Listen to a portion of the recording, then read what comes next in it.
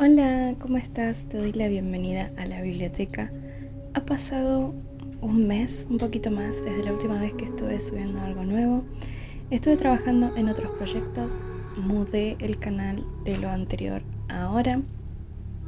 Pasamos de Ari Reads ASMR a la biblioteca de Ari. Personalmente me gusta un poco más, me saca un poco esto de la presión de hacer ASMR.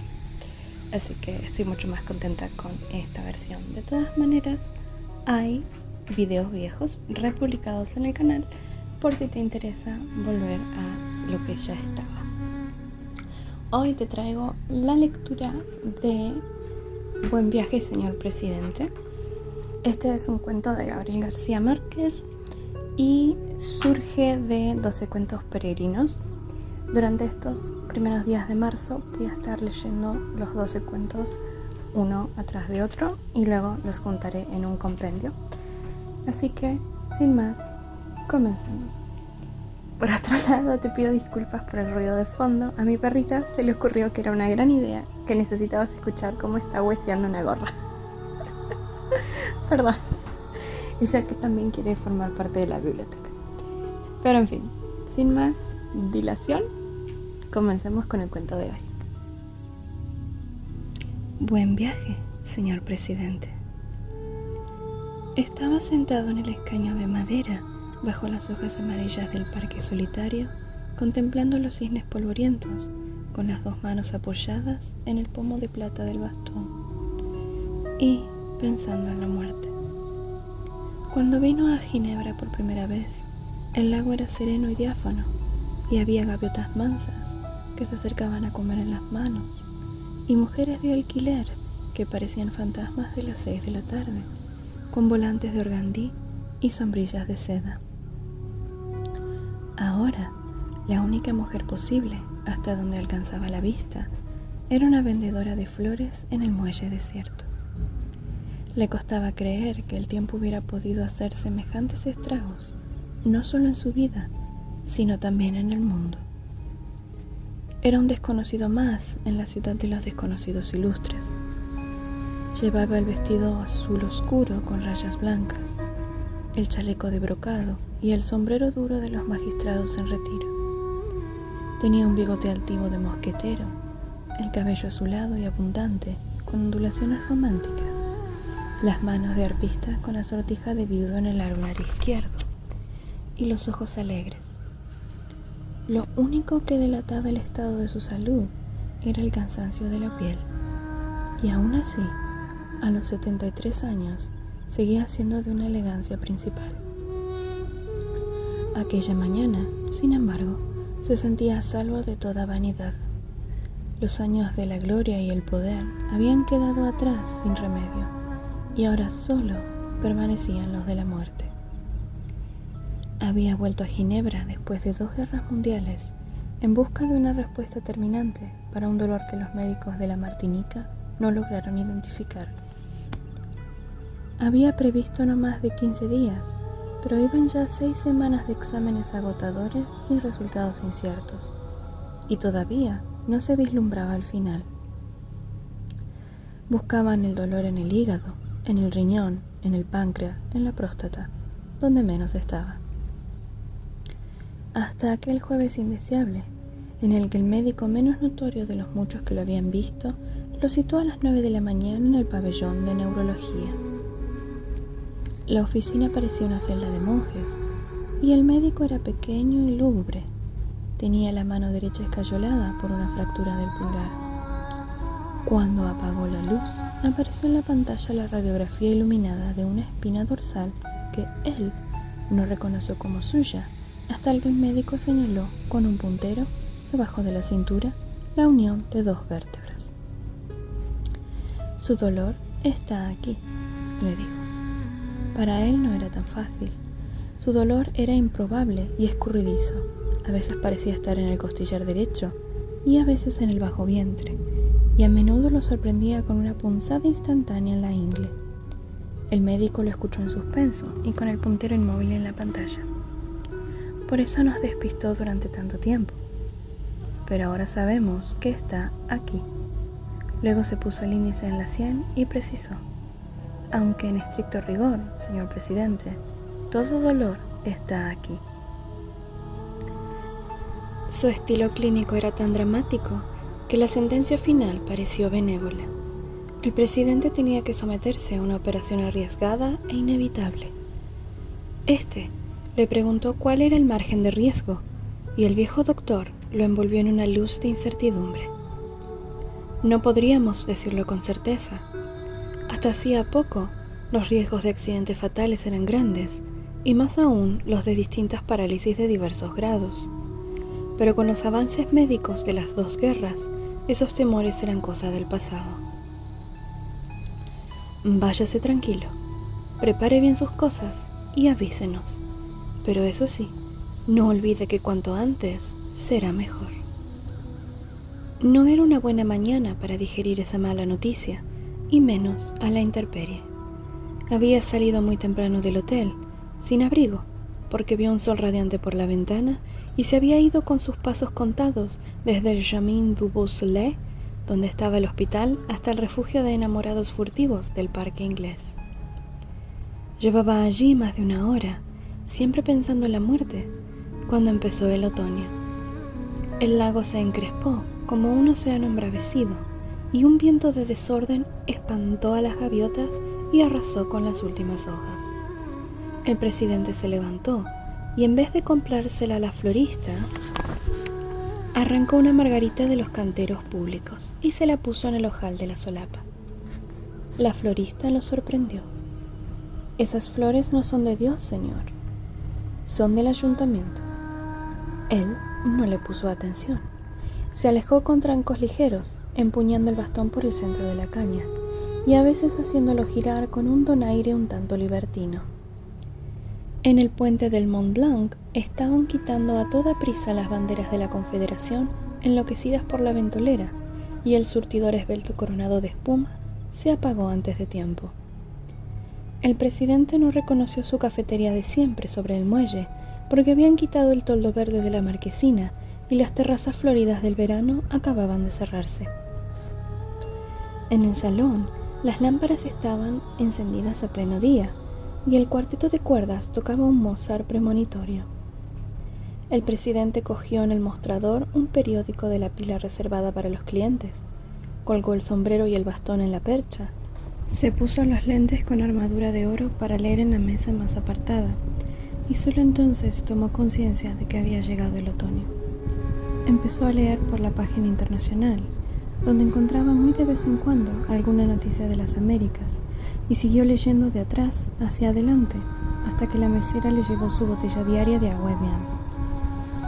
Hacía más de 30 años que había renunciado al hábito del café por imposición de sus médicos, pero había dicho: si alguna vez tuviera la certidumbre de que voy a morir, volvería a tomarlo. Quizás la hora había llegado. «Tráigame un buen café», ordenó en un francés perfecto.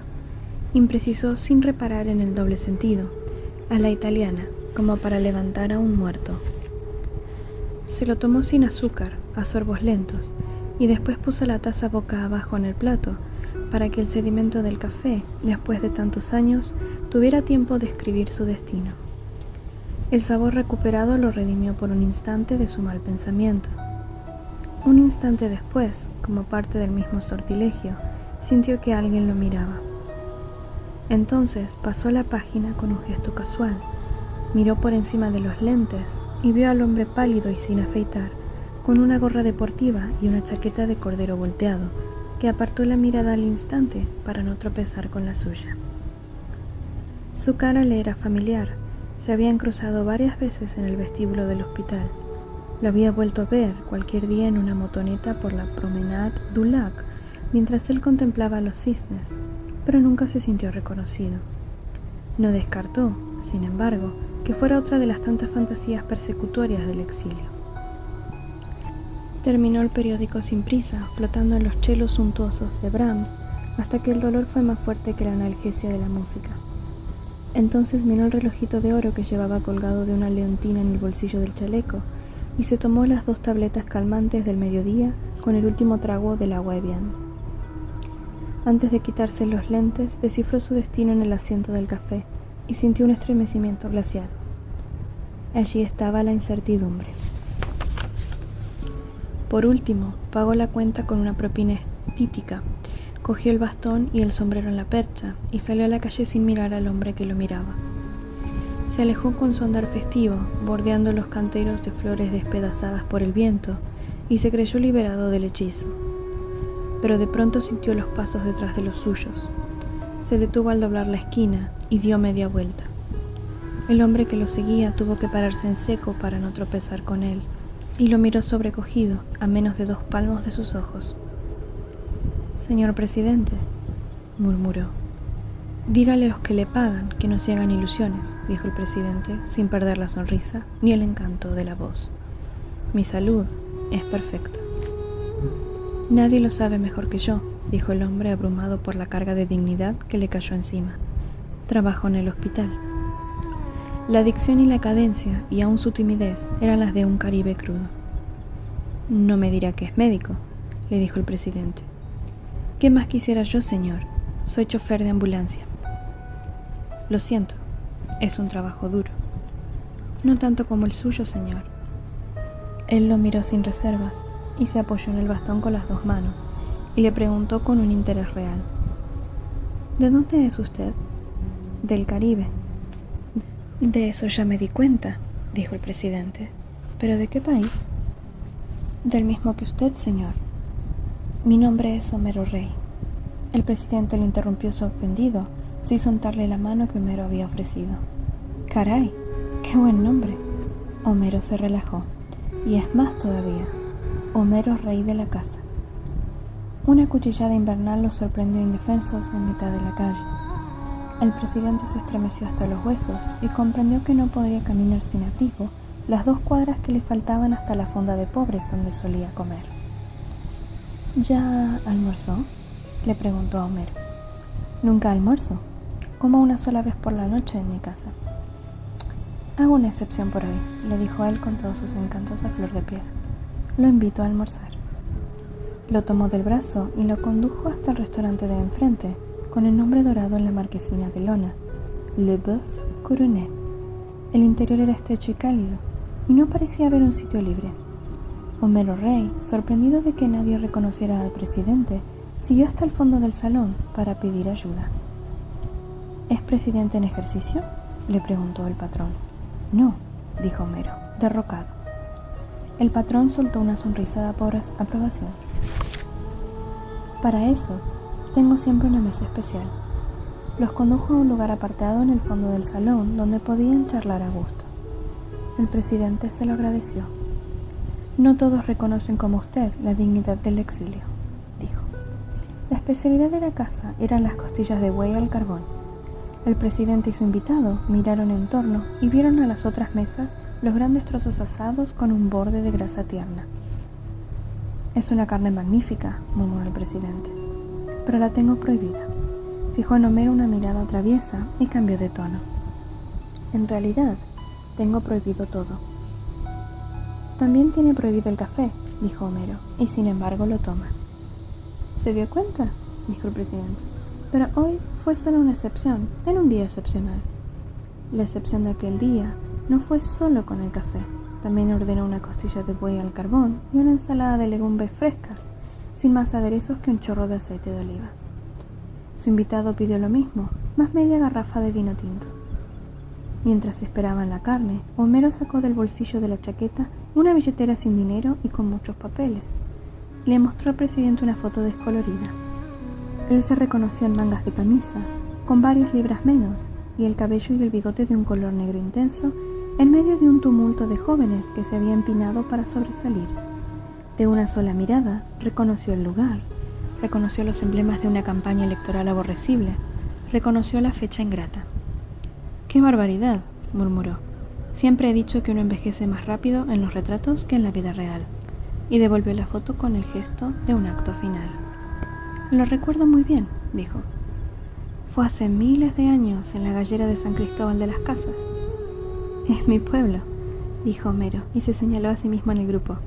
«Este soy yo». El presidente lo reconoció. Era una criatura. Casi, dijo Homero. Estuve con usted en toda la campaña del sur como dirigente de las brigadas universitarias.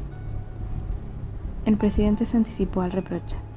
Yo, por supuesto, ni siquiera me fijaba en usted, dijo. Al contrario, era muy gentil con nosotros, dijo Homero, pero éramos tantos que es posible que no se acuerde. ¿Y luego? ¿Quién lo puede saber más que usted?, dijo Homero. Después del golpe militar, lo que es un milagro es que los dos estemos aquí, listos para comernos medio buey. No muchos tuvieron la misma suerte. En ese momento le llevaron los platos. El presidente se puso la servilleta al cuello, como un babero de niño, y no fue insensible a la callada sorpresa del invitado. Si no hiciera esto, perdería una corbata en cada comida, dijo. Antes de empezar, probó la sazón de la carne, la aprobó con un gesto complacido y volvió al tema. Lo que no me explico es por qué no se me había acercado antes, en vez de seguirme como un sabueso. Entonces Homero le contó que lo había reconocido desde que lo vio entrar en el hospital por una puerta reservada para casos muy especiales. Era pleno verano y él llevaba el traje completo de lino blanco de las Antillas, con zapatos combinados en blanco y negro, la margarita en el ojal y la hermosa cabellera alborotada por el viento. Homero averiguó que estaba solo en Ginebra, sin ayuda de nadie, pues conocía de memoria la ciudad donde había terminado sus estudios de leyes. La dirección del hospital, a solicitud suya, tomó las determinaciones internas para asegurar el incógnito absoluto. Esa misma noche, Homero se concertó con su mujer para hacer contacto con él. Sin embargo, lo había seguido durante 5 semanas buscando una ocasión propicia, y quizás no habría sido capaz de saludarlo si él no lo hubiera enfrentado. Me alegra que lo haya hecho, dijo el presidente, aunque la verdad no me molesta estar solo. No es justo. ¿Por qué?, preguntó el presidente con sinceridad. La mayor victoria de mi vida ha sido lograr que me olviden. Nos acordamos de usted más de lo que usted se imagina, dijo Homero sin disimular su emoción. Es una alegría verlo así, sano y joven. Sin embargo, dijo él sin dramatismo, todo indica que moriré muy pronto. Sus probabilidades de salir bien son muy altas, dijo Homero. El presidente dio un salto de sorpresa, pero no perdió la gracia. ¡Ah, caray! ¿Es que en la bella Suiza se abolió el sigilo médico? En ningún hospital del mundo hay secretos para un chofer de ambulancias, dijo Homero. Pues lo que yo sé lo he sabido hace apenas 2 horas y por boca del único que debía saberlo. En todo caso, usted no moriría en vano, dijo Homero. Alguien lo pondrá en el lugar que le corresponde como un gran ejemplo de dignidad. El presidente fingió un asombro cómico. Gracias por prevenirme, dijo. Comía como lo hacía todo, despacio y con una gran pulcritud. Mientras tanto miraba a Homero directo a los ojos, de modo que éste tenía la impresión de ver lo que él pensaba. Al cabo de una larga conversación de evocaciones nostálgicas, hizo una sonrisa maligna. Había decidido no preocuparme por mi cadáver, pero ahora veo que debo tomar ciertas precauciones de novela policíaca para que nadie lo encuentre.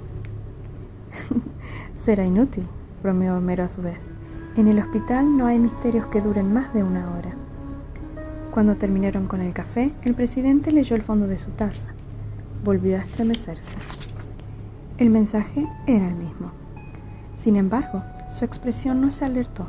Pagó la cuenta en efectivo, pero antes verificó la suma varias veces. Contó varias veces el dinero, con un cuidado excesivo, y dejó una propina que solo mereció un gruñido del mesero. Ha sido un placer, concluyó al despedirse de Homero. No tengo fecha para la operación y ni siquiera he decidido si voy a someterme o no. Pero si todo sale bien, volveremos a vernos. ¿Y por qué no antes?, dijo Homero. Lázara, mi mujer, es cocinera de ricos. Nadie prepara el arroz con camarones mejor que ella, y nos gustaría tenerlo en casa una noche de estas. Tengo prohibido los mariscos, pero los comeré con mucho gusto, dijo él. Dígame cuándo. El jueves es mi día libre. Perfecto, dijo el presidente. El jueves a las 7 de la noche estoy en su casa. Será un placer. Yo pasaré a recogerlo, dijo Homero. Hotellerie Dames, 14 Rue de la Industrie, detrás de la estación. ¿Es correcto? Correcto, dijo el presidente y se levantó más encantador que nunca. Por lo visto, sabe hasta el número que calzo. Claro, señor, dijo Homero divertido. 41. Lo que Homero Rey no le contó al presidente, pero se lo siguió contando durante años a todo el que quiso oírlo, fue que su propósito inicial no era tan inocente. Como otros choferes de ambulancia, tenía arreglos con empresas funerarias y compañías de seguros para vender servicios dentro del mismo hospital, sobre todo a pacientes extranjeros de escasos recursos. Eran ganancias mínimas y además había que repartirlas con otros empleados que se pasaban de mano en mano los informes secretos sobre los enfermos graves. Pero era un buen consuelo para un desterrado sin porvenir que subsistía a duras penas con su mujer y sus 2 hijos, con un sueldo ridículo. Lázara Davis, su mujer, fue más realista. Era una mulata fina de San Juan de Puerto Rico, menuda y maciza, del color del caramelo en reposo, y con unos ojos de perra brava que le iban muy bien a su modo de ser. Se habían conocido en los servicios de caridad del hospital, donde ella trabajaba como ayudante de todo, después de que un rentista de su país, que la había llevado como niñera, la dejó al garete en Ginebra. Se habían casado por el rito católico, aunque ella era princesa yoruba, y vivían en una sala de 2 dormitorios en el 8º piso sin ascensor de un edificio de migrantes africanos. Tenían una niña de 9 años, Bárbara, y un niño de 7, Lázaro, con algunos índices menores de retraso mental. Lázara Davis era inteligente y de mal carácter, pero de entrañas tiernas. Se consideraba a sí misma como una Tauro pura y tenía una fe ciega en sus augurios astrales. Sin embargo, nunca pudo cumplir el sueño de ganarse la vida como astróloga de millonarios.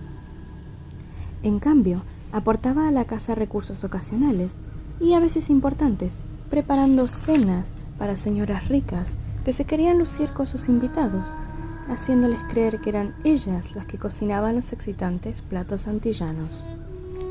Homero, por su parte, era tímido de solemnidad y no daba para más de lo poco que hacía, pero Lázara no concebía la vida sin él, por la inocencia de su corazón y el calibre de su arma.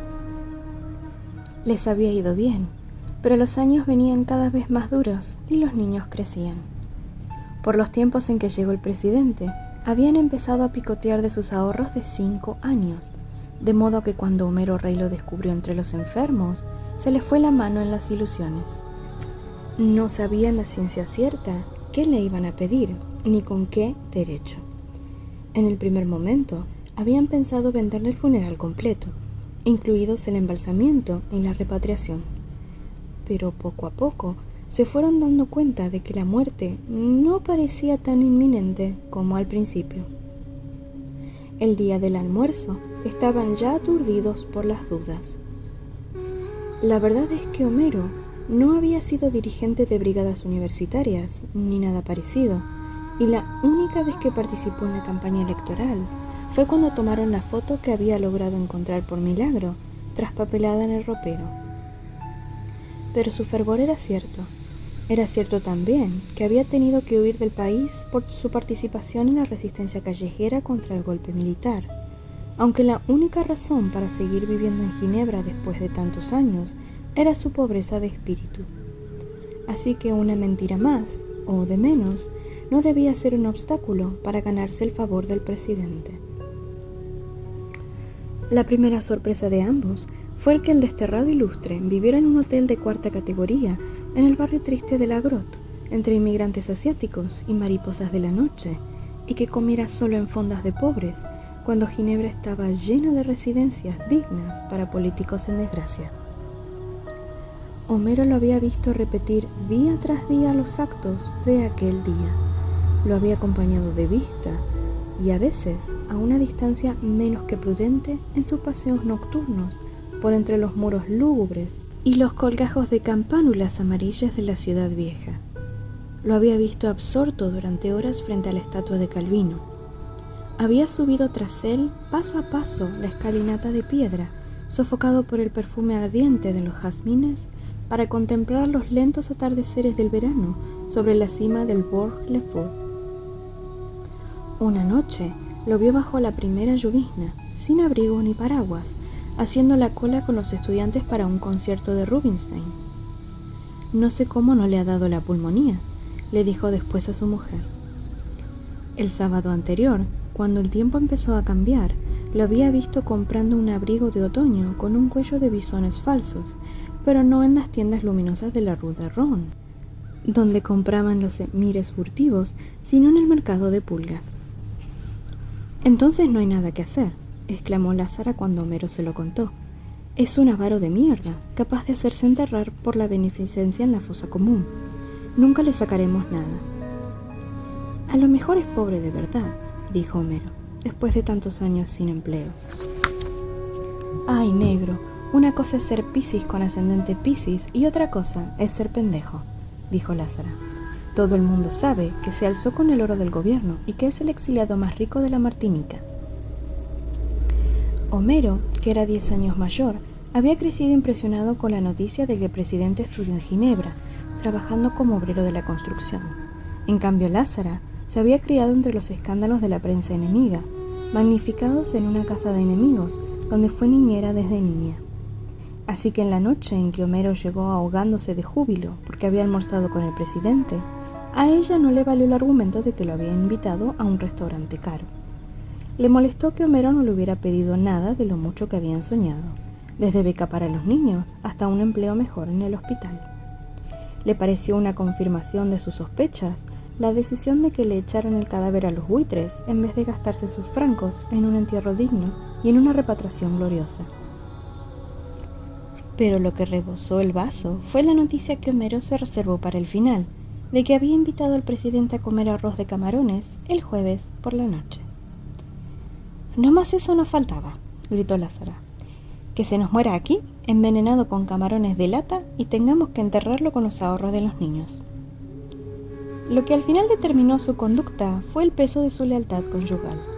Tuvo que pedir prestado a una vecina 3 juegos de cubierto de alpaca y una ensaladera de cristal, a otra una cafetera eléctrica, a otro un mantel de bordado y una vajilla china para el café. Cambió las cortinas viejas por las nuevas, que solo usaban en los días de fiesta, y les quitó el forro a los muebles.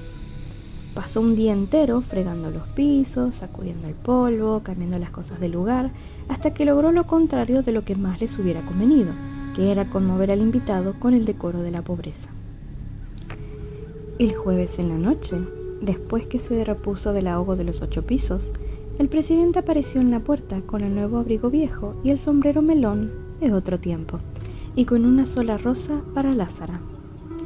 Ella se impresionó con su hermosura viril y sus maneras de príncipe, pero más allá de todo, lo vio como esperaba, falso y rapaz.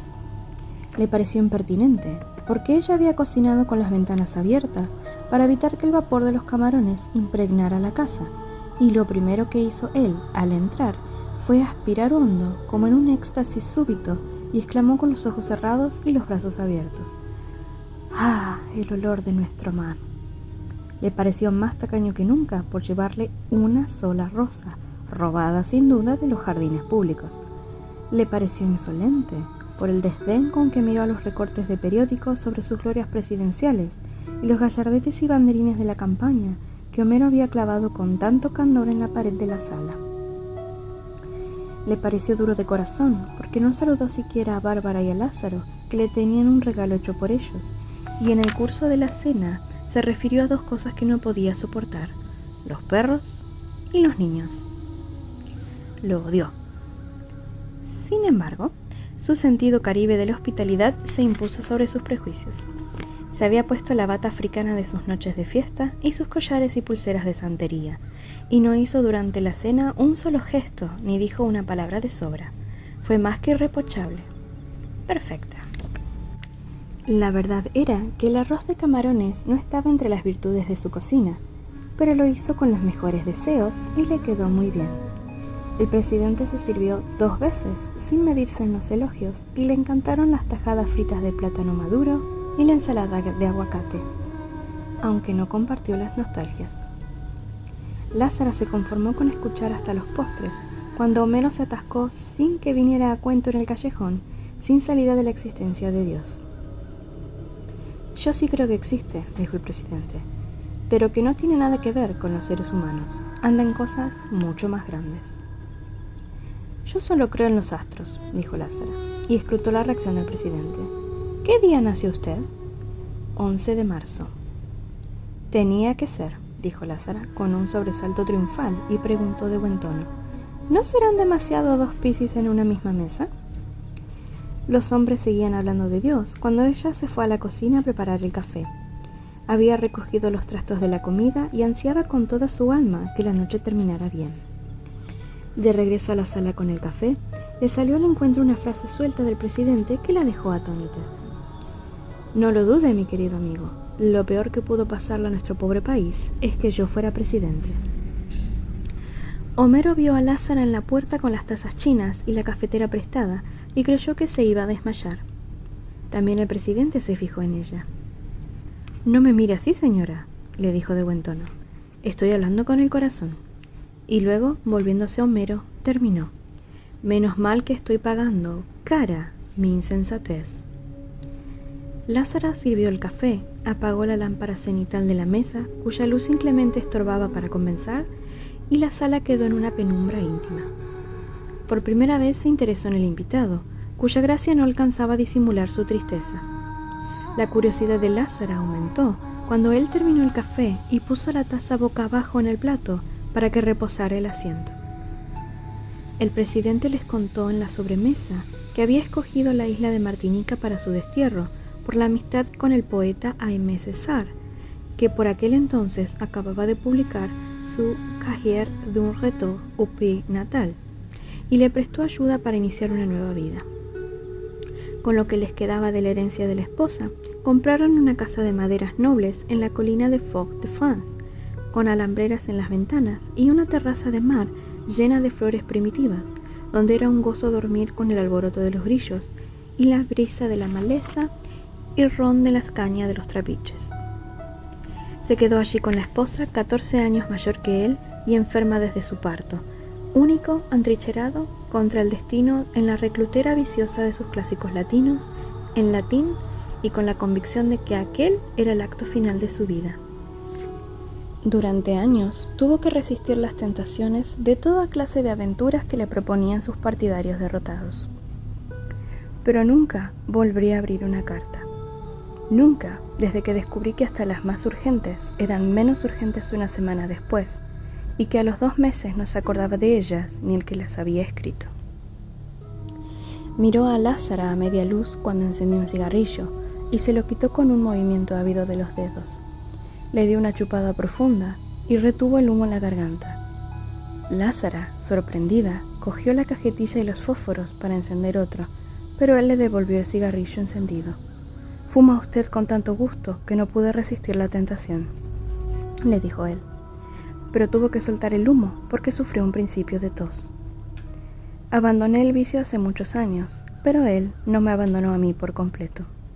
Algunas veces ha logrado vencerme, como ahora. La tos le dio 2 sacudidas más. Volvió el dolor. El presidente miró la hora en el relojito de bolsillo y tomó las 2 tabletas de la noche. Luego escrutó en el fondo de la taza. No había cambiado nada, pero esta vez no se estremeció. Algunos de mis antiguos partidarios han sido presidentes después que yo. Sáyago, dijo Homero. Sáyago y otros, dijo él, todos como yo, usurpando un honor que no merecíamos con un oficio que no sabíamos hacer. Algunos persiguen solo el poder, pero la mayoría busca todavía menos, el empleo. Lázara se encrespó. ¿Usted sabe lo que dicen de usted?, le preguntó. Homero, alarmado, intervino. Son mentiras. Son mentiras y no lo son, dijo el presidente con una calma celestial. Tratándose de un presidente, las peores ignominias pueden ser las 2 cosas al mismo tiempo, verdad y mentira. Había vivido en la Martinica todos los días del exilio, sin más contactos con el exterior que las pocas noticias del periódico oficial. sosteniéndose con clases de español y latín en un liceo oficial y con las traducciones que a veces le encargaba Aimé Césaire. El calor era insoportable en agosto y él se quedaba en la hamaca hasta el mediodía leyendo el arrullo del ventilador de aspas del dormitorio. Su mujer se ocupaba de los pájaros que criaba en libertad, aún en las horas de más calor, protegiéndose del sol con un sombrero de paja de alas grandes, adornado de frutillas artificiales y de flores de organdí. Pero cuando bajaba el calor, era bueno tomar el fresco en la terraza, él con la vista fija en el mar hasta que se hundía en las tinieblas, y ella en su mecedor de mimbre con el sombrero roto y las sortijas de fantasía en todos los dedos, viendo pasar los buques del mundo. Ese va para Puerto Santo, decía ella. Ese casi no puede andar con la carga de guineos de Puerto Santo, decía, pues no le parecía posible que pasara un buque que no fuera de su tierra. Él se hacía el sordo, aunque al final ella logró olvidar mejor que él, porque se quedó sin memoria. Permanecían así hasta que terminaban los crepúsculos fragorosos y tenían que refugiarse en la casa, derrotados por los zancudos. Uno de esos tantos agostos, mientras leía el periódico en la terraza, el presidente dio un salto de asombro. «¡Ay, caray!», dijo, «he muerto en Estoril». Su esposa, levitando en el sopor, se espantó con la noticia. Eran 6 líneas en la página quinta del periódico que se imprimía a la vuelta de la esquina, en el cual se publicaban sus traducciones ocasionales, y cuyo director pasaba a visitarlo de vez en cuando. Y ahora decía que había muerto en Estoril de Lisboa, balneario y guarida de la decadencia europea, donde nunca había estado y tal vez el único lugar del mundo donde no hubiera querido morir. La esposa murió de veras un año después, atormentada por el último recuerdo que le quedaba para aquel instante, el del único hijo que había participado en el derrocamiento de su padre y fue fusilado más tarde por sus propios cómplices. El presidente suspiró. Así somos, y nada podrá redimirnos. Un continente concebido por las heces del mundo entero, sin un instante de amor, hijos de raptos, de violaciones, de tratos infames, de engaños, de enemigos con enemigos. El presidente se enfrentó a los ojos africanos de Lázara, que lo escudriñaban sin piedad, y trató de amansarla con su labia de viejo maestro. La palabra mestizaje significa mezclar las lágrimas con la sangre que corre. ¿Qué se puede esperar de semejante brebaje? Lázara lo clavó en su sitio con un silencio de muerte, pero logró sobreponerse poco antes de la medianoche y lo despidió con un beso formal. El presidente se opuso a que Homero lo acompañara al hotel, pero no pudo impedir que lo ayudara a conseguir un taxi. De regreso a casa, Homero encontró a su mujer descompuesta de furia. Ese es el presidente mejor tumbado del mundo, un tremendo hijo de puta. A pesar de los esfuerzos que hizo Homero por tranquilizarla, pasaron en vela una noche terrible. Lázara reconocía que era uno de los hombres más bellos que ella había visto, con un poder de seducción devastadora y una virilidad de cemental. Así como está, viejo y jodido, debe ser todavía un tigre en la cama. Pero creía que esos dones de Dios los había malbaratado al servicio de la simulación. No podía soportar sus alardes de haber sido el peor presidente del país, ni sus ínfulas de aceta, si estaba convencida de que era dueño de la mitad de los ingenios de Martinica, ni la hipocresía de su desdén por el poder, si era evidente que lo daría todo por volver un minuto a la presidencia para hacerles morder el polvo a sus enemigos. Y todo eso solo por tenernos rendidos a sus pies. ¿Qué puede ganar con eso?, dijo Homero. Nada. Lo que pasa es que la coquetería es un vicio de que no se sacia con nada. Era tanta su furia que Homero no pudo soportarla en la cama y se fue a terminar la noche envuelto con una manta en el diván de la sala. Lázara se levantó también en la madrugada, desnuda de cuerpo entero, como solía dormir y estar en casa, y hablando consigo misma en un monólogo de una sola cuerda. En un momento borró de la memoria de la humanidad todo rastro de la cena indeseable. Devolvió al amanecer todas las cosas prestadas, cambió las cortinas nuevas por las viejas y puso los muebles en su lugar, hasta que la casa volvió a ser tan pobre y decente como había sido hasta la noche anterior. Por último, arrancó los recortes de la prensa, los retratos, banderines y gallardetes de campaña abominable y tiró todo en el cajón de la basura con un grito final. al carajo. Una semana después de la cena, Homero encontró al presidente esperándolo en la salida del hospital, con la súplica de que lo acompañara a su hotel. Subieron los 3 pisos empinados hasta una mansarda con una sola claraboya que daba a un cielo de ceniza y atravesada por una cuerda con ropa puesta a secar. Había además una cama matrimonial que ocupaba la mitad del espacio, una silla simple, un aguamanil y bidé portátil, y un ropero de pobres con el espejo nublado. El presidente notó la impresión de Homero. «Es el mismo cubil donde viví mis años de estudiante», le dijo, como excusándose. «Lo reservé desde Fort de France». Sacó de una bolsa de terciopelo y desplegó sobre la cama el saldo final de sus recursos. Varias pulseras de oro con distintos adornos de piedras preciosas, un collar de perlas de 3 vueltas y otros 2 de oro y piedras preciosas, 3 cadenas de oro con medallas de santos y un par de aretes de oro con esmeraldas, otro con diamantes y otro con rubíes, 2 relicarios y un guardapelo, 11 sortijas con toda la clase de monturas preciosas y una diadema de brillantes que pudo haber sido de una reina. Luego sacó de un estuche distinto 3 pares de mancornas de plata y 2 de oro con sus correspondientes pisacorbatas y un reloj de bolsillo enchapado en oro blanco. Por último, sacó de una caja de zapatos sus 6 condecoraciones, 2 de oro, una de plata y el resto chatarra pura. «Es todo lo que me queda en la vida», dijo.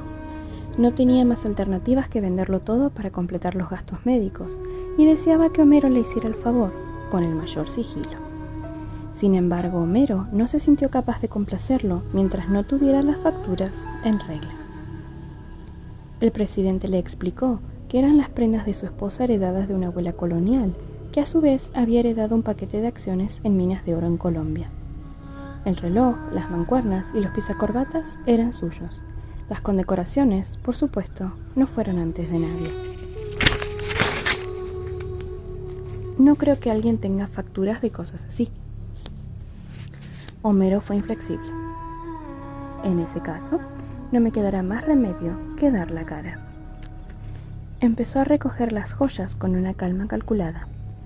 Le ruego que me perdone, mi querido Homero, pero es que no hay peor pobreza que la de un presidente pobre. Hasta sobrevivir parece digno. En ese instante, Homero lo vio con el corazón y le rindió sus armas. Aquella noche, Lázara regresó tarde a casa. Desde la puerta, vio las joyas radiantes bajo la luz mercurial del comedor y fue como si hubiera visto un alacrán en su cama. «No seas bruto, negro», dijo asustada. «¿Por qué están aquí esas cosas?». La explicación de Homero la inquietó todavía más.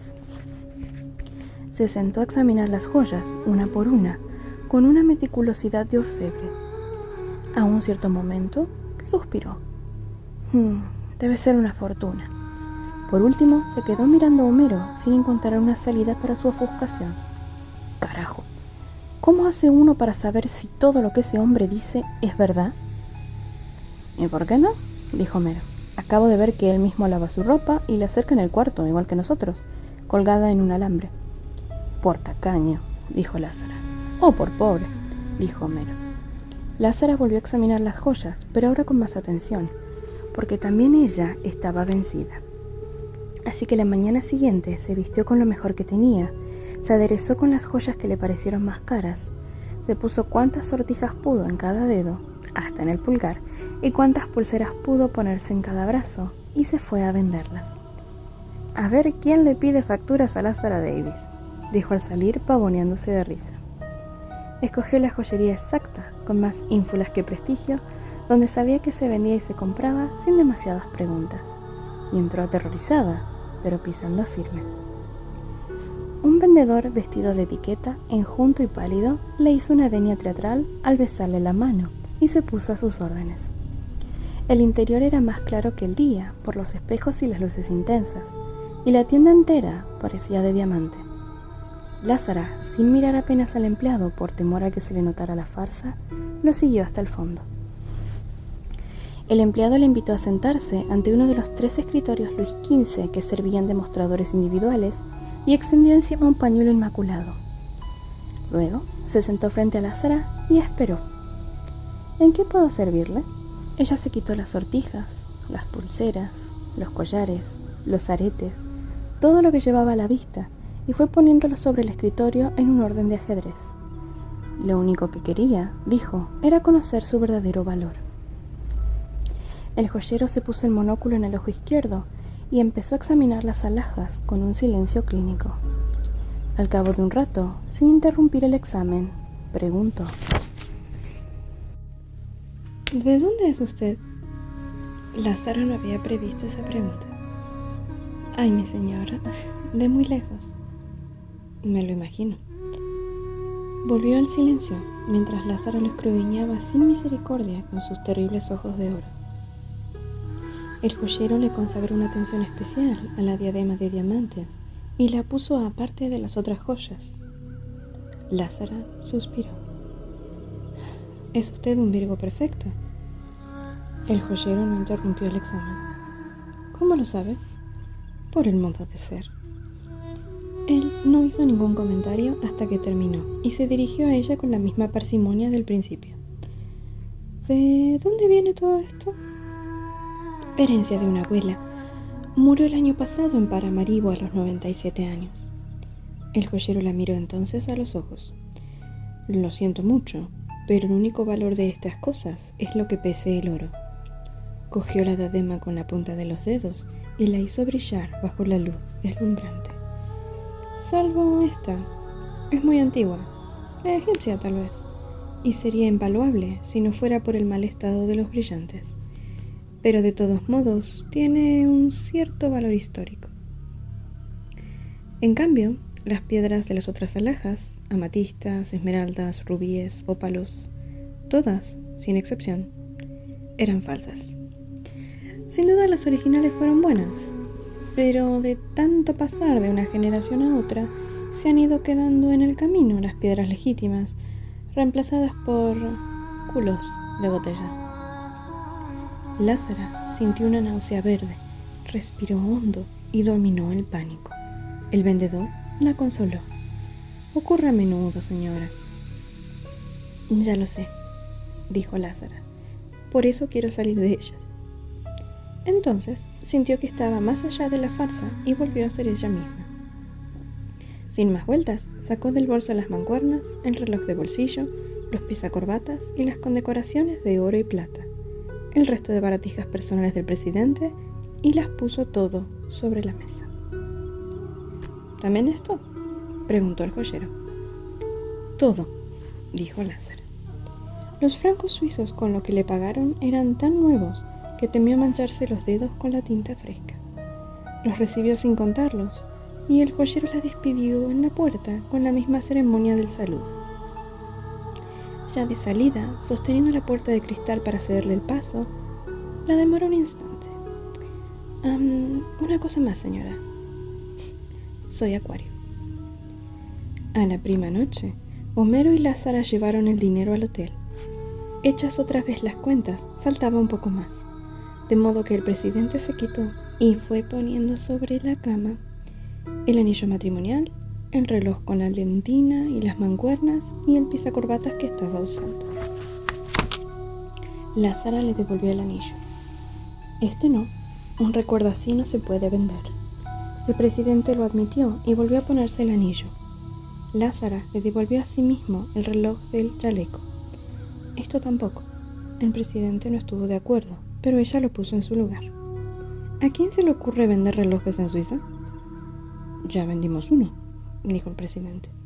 Sí, pero no por el reloj, sino por el oro. También este es de oro. Sí, pero usted puede hasta quedarse sin operar, pero no sin saber qué hora es.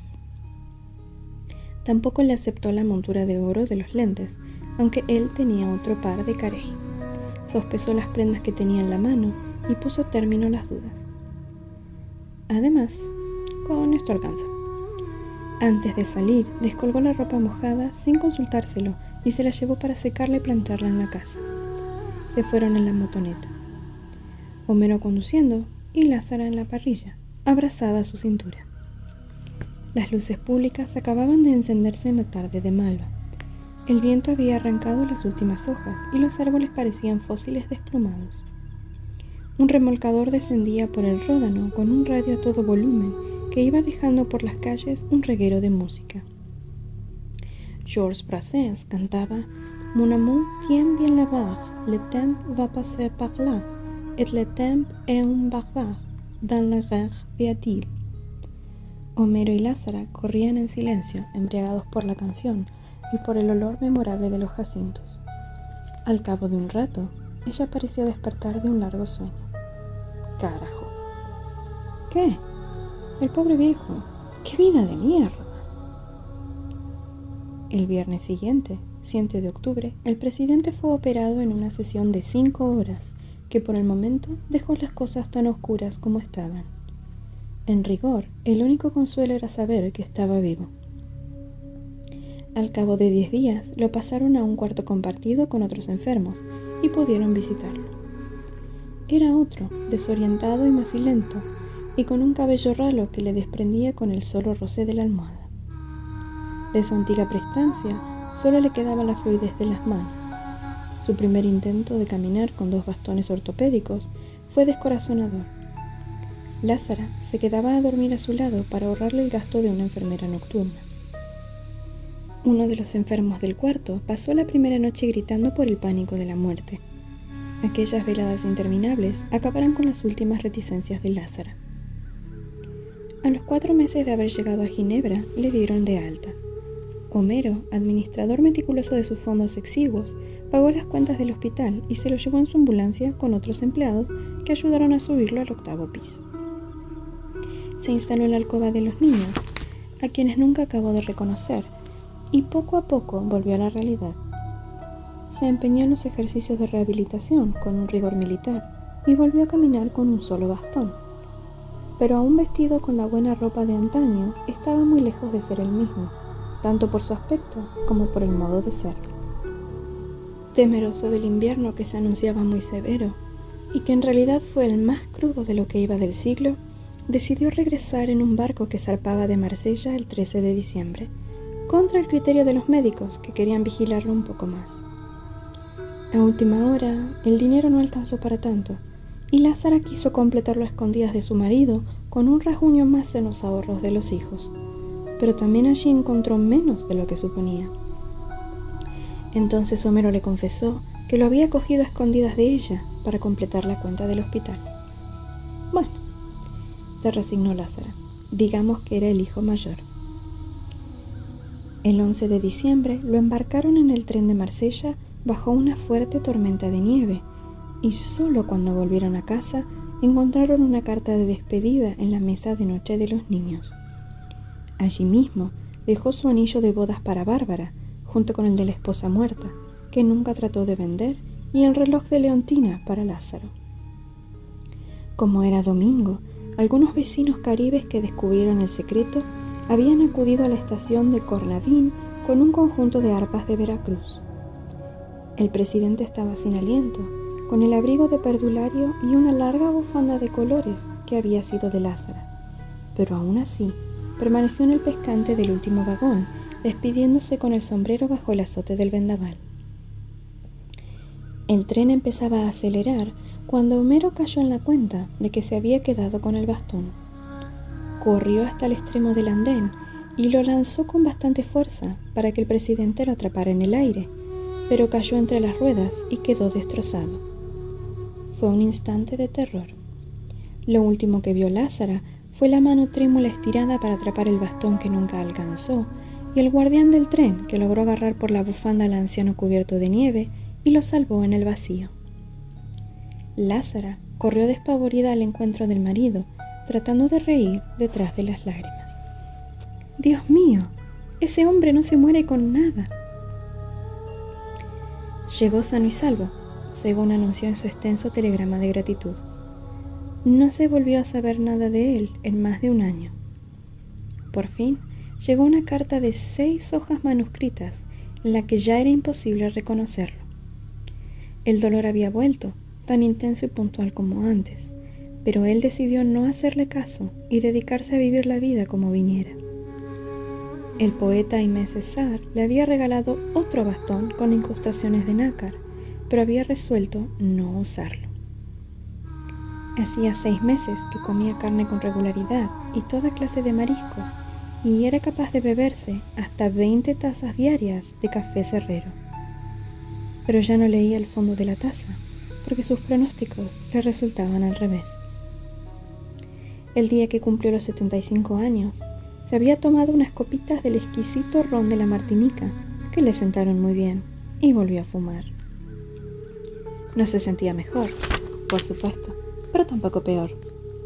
Sin embargo, el motivo real de la carta era comunicarles que se sentía tentado de volver a su país para ponerse al frente de un movimiento renovador, por una causa justa y una patria digna, aunque solo fuera por la gloria mezquina de no morirse viejo en su cama. En ese sentido, concluía la carta, el viaje a Ginebra había sido providencial. Junio 1979.